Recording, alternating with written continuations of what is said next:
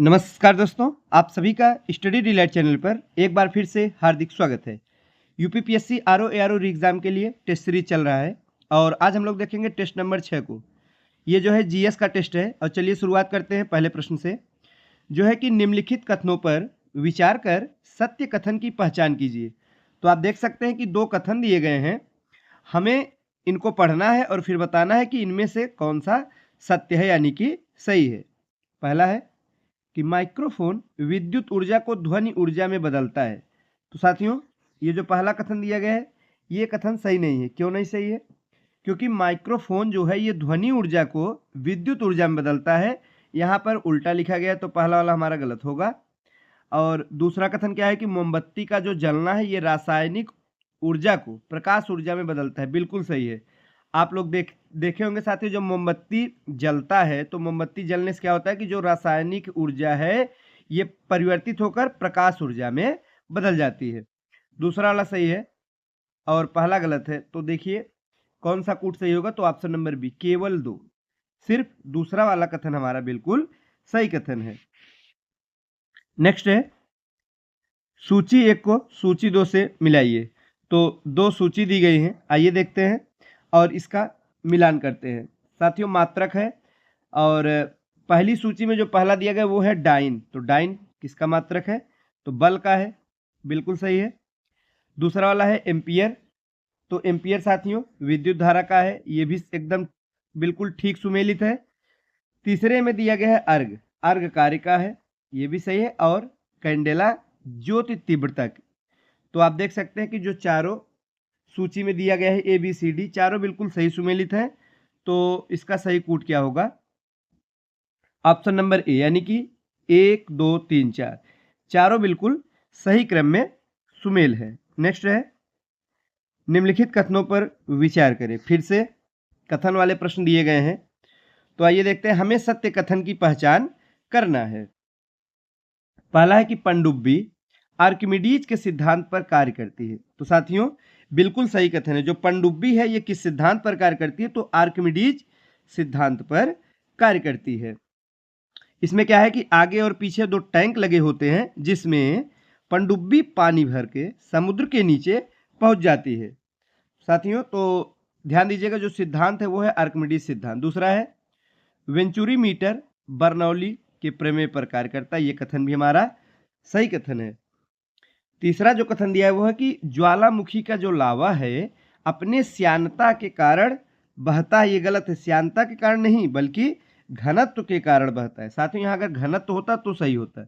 तो कौन कौन सा सही हुआ? पहला सही हुआ, दूसरा सही हुआ, लेकिन तीसरा वाला गलत हो गया। तो आइए देखते हैं किसमें पहला और दूसरा विकल्प दिया गया है।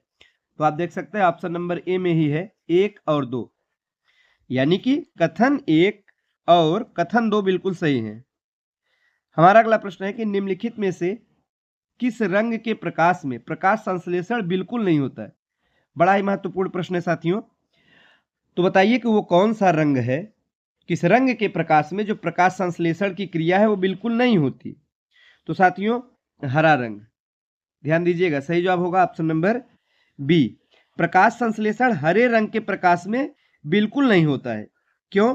क्योंकि पत्तियां हरे रंग को परिवर्तित कर देती है। पत्तियां जो हैं हरे रंग को परिवर्तित कर देती है। तो साथियों पत्तियों के पास हरा रंग नहीं होता। तो वहीं अगर पूछा जाए कि प्रकाश संश्लेषण की क्रिया सबसे ज्यादा किस रंग के प्रकाश में होता है साथियों, तो आप लोग ध्यान देंगे लाल रंग सर्वाधिक होता है लाल रंग में, और वहीं सबसे कम जो है नीला अथवा बैंगनी रंग में। आगे है निम्नलिखित में से असत्य कथन की पहचान हमें करना है साथियों। असत्य यानी गलत हमें बताना है।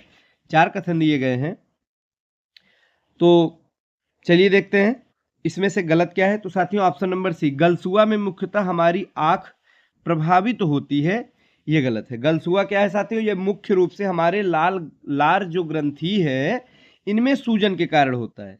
ये कैसा रोग है? तो विषाणु जनित यानी कि वायरल डिजीज है साथियों। ध्यान दीजिएगा, विषाणु जनित एक रोग है। तो ऑप्शन नंबर सी हमारा गलत है। इस प्रश्न का सही जवाब भी यही होगा। ये आंख को प्रभावित नहीं करता बल्कि लार ग्रंथि प्रभावित होती है इससे।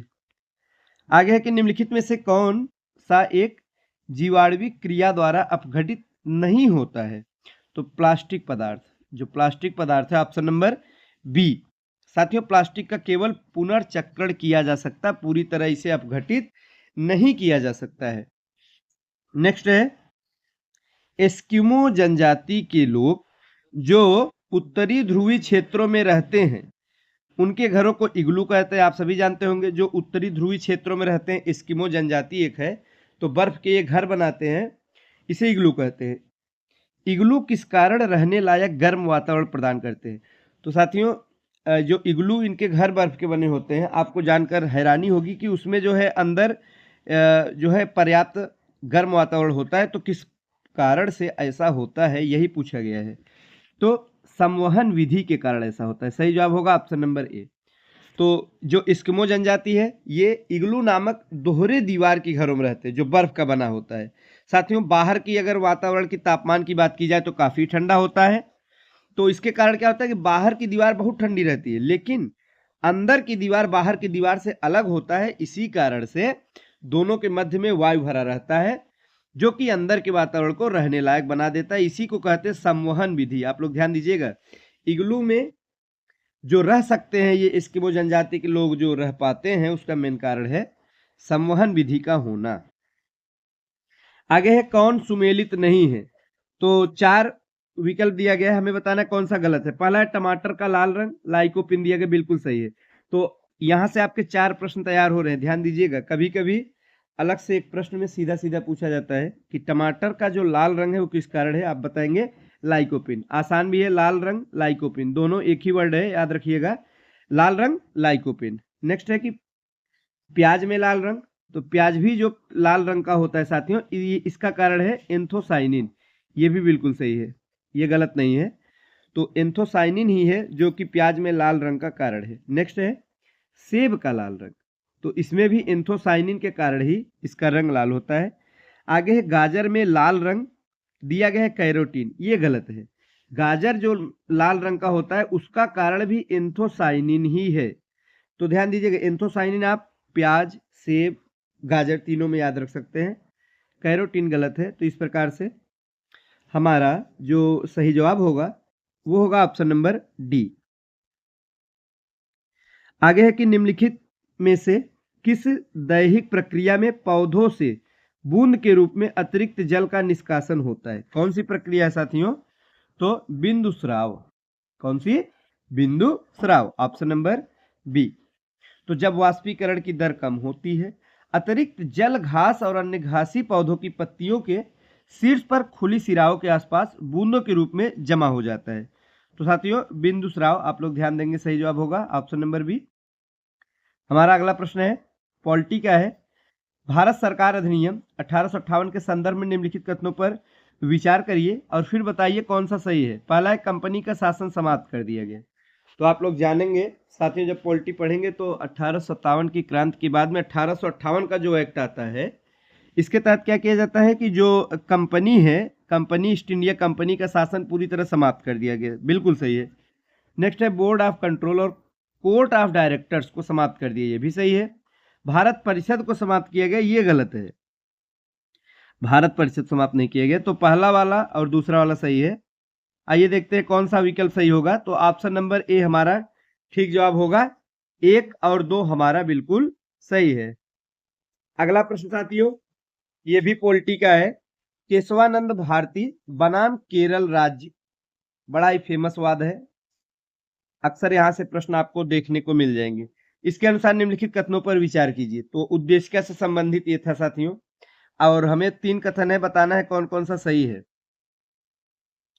तो पहला है, उद्देश्य का संविधान का एक भाग है।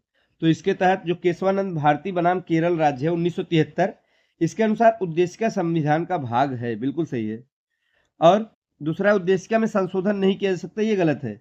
उद्देशिका में भी संशोधन किया जा सकता है, इसके तहत था, दूसरा गलत है।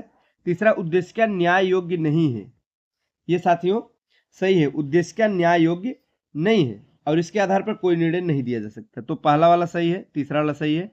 और आप देख सकते हैं विकल्प सी, जो ऑप्शन नंबर सी है, इसी में है पहला और तीसरा, सही जवाब होगा ऑप्शन नंबर सी।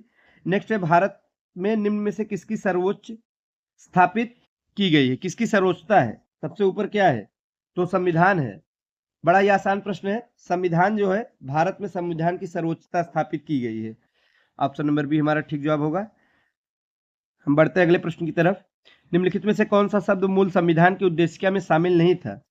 तो साथियों, अखंडता नहीं शामिल था। सही जवाब होगा ऑप्शन नंबर सी, इसका जो है बिल्कुल ठीक जवाब हो जाएगा। Option number C. भारत के मूल संविधान की प्रस्तावना में साथियों, जो 42वें संविधान संशोधन के तहत इसमें 3 शब्द, नए शब्द जोड़े गए प्रस्तावना में, पंथ निरपेक्ष, समाजवाद और अखंडता। तो मूल संविधान में अखंडता नहीं था। ऑप्शन नंबर सी हमारा ठीक जवाब होगा। आगे है साथियों कि भारतीय संविधान में निम्न में से कौन सा प्रावधान ब्रिटिश संविधान से प्रेरित नहीं है? तो ब्रिटिश संविधान से कौन सा प्रेरित नहीं है, ये हमको बताना है। इसका सही जवाब होगा विधि द्वारा स्थापित प्रक्रिया। ऑप्शन नंबर डी हमारा बिल्कुल ठीक जवाब हो जाएगा। आगे है, भारतीय संविधान के अनुच्छेद 12 के अनुसार राज्य शब्द में शामिल है। तो साथियों बताइए क्या शामिल है? तो भारत की संसद है, राज्यों की सरकारें, सभी स्थानीय प्राधिकारी, तीनों शामिल है। सही जवाब होगा ऑप्शन नंबर डी। तो साथियों आज के लिए बस इतना ही। आगे के प्रश्नों को हम लोग नेक्स्ट टेस्ट सीरीज में देखेंगे। वीडियो अच्छा लगा तो लाइक करिएगा। मिलते हैं अगले टेस्ट सीरीज में। धन्यवाद।